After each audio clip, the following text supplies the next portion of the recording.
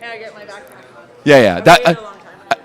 I'm joking. That was. You're getting yes and no answers from me. Yes, no, good.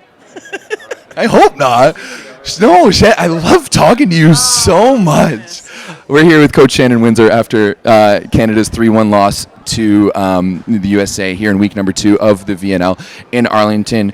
And Coach, it seemed like a little bit was left on the table, definitely in transition tonight. First ball offense was pretty good, but in transition just seems like there was a little bit of panic and maybe not enough patience when there's opportunities to score some points and make some steals. Yeah, I mean, I think what we did really well in the first round was that our attackers were very patient. They didn't feel like they need to end it in that point. I think tonight we had 33 errors, and you can't have 33 errors against a top team in the world and expect to win it. So I think you take out those errors and those moments of, especially that second set, and we're right there with them. Our first ball side out when we were controlling the first contact, really happy with it. In transition, perhaps just rushed, and I think at times too, our quality of our contact in transition is creating that rushed offense. And Bree's not able to control the tempo as much as she would. So, there's some points left on the table for sure, but I mean, it could have easily been done in 3, and we battled it out to get to 4. And other than the second set, I'm happy with our compete and how hard we worked. That's kind of both losses now in the VNL have been 3 good sets and 1 where we completely disappear, right? So, where is that happening, and where do we find that consistency moving forward? Well, I'd like to think I think we do have that consistency, especially because you saw after the game against Brazil, we then went on to play 3 fairly solid games. I was just saying that the first game of every round I think is always tough, and it's not a nerves. It's more I think you spend the week between round 1 and round 2 really balancing between how do we keep the team in touch but also rest. And so I think there's always just a little bit in that first game of any round that's a little bit uncertain.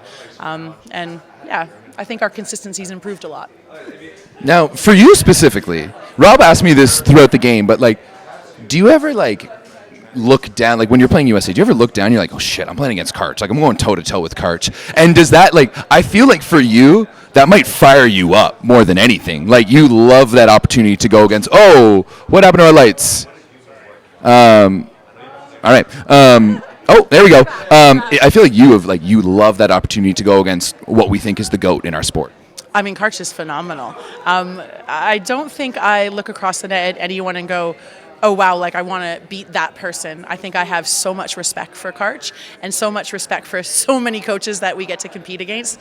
I think sometimes I have to go, wow, this is my job. This is pretty cool. But I don't think specifically for Karch it fires me up any more than anybody else. I think it's always a challenge, and I think some of the best compliments you get are from these top coaches who just say, hey, that was a great game, or we love to see what you're doing with the program. I think those that means a lot. That means a lot. Now, looking forward to the next few days, you got Germany first, Serbia, and then Korea. Great opportunities for this team to kind of potentially win out, but what needs to happen between now and Thursday to dial this team and get back into the W column? Yeah, I think we need to, obviously control our first contact, not just in first ball side out, but also in transition. Let Bree run the offense. She does a great job of, set selection. I think our attackers need to come back to being patient.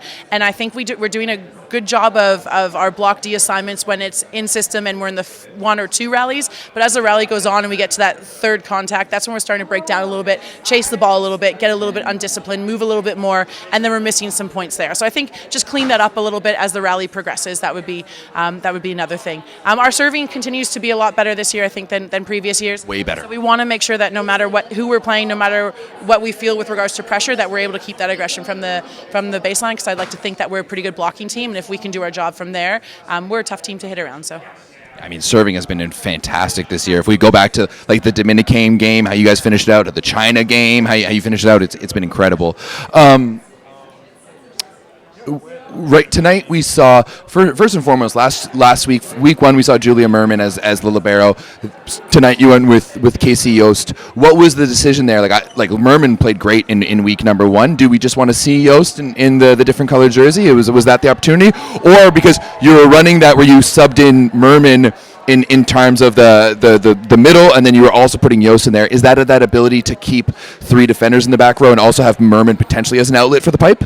Yeah, no, I don't think we'll see Merman hitting any pipes here at VNL. I mean, she has done it a few times for U of T, right? So. Oh, for sure, she can play. She can play for sure. I think the big thing is.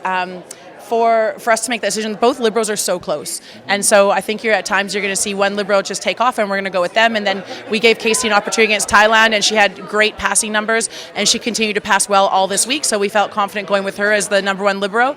And we also wanted to try out running with Julia in a regular uniform so that we could use her to sub on and then create, give us 5 rotations, obviously, because then we can use Vicky as well.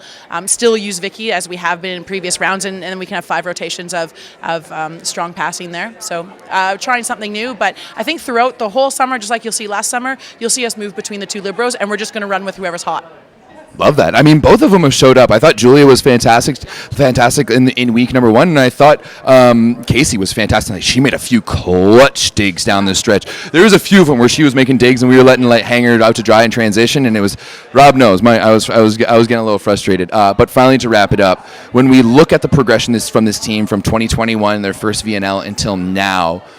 Do you ever have a chance to take a step back and recognize how much growth this team has had and how much has happened? Or is it all focused on the goal right now? We know what happened in week number 1. You guys bumped up into that potential last Olympic spot, but job's not done. Right? I know you know more than anyone else.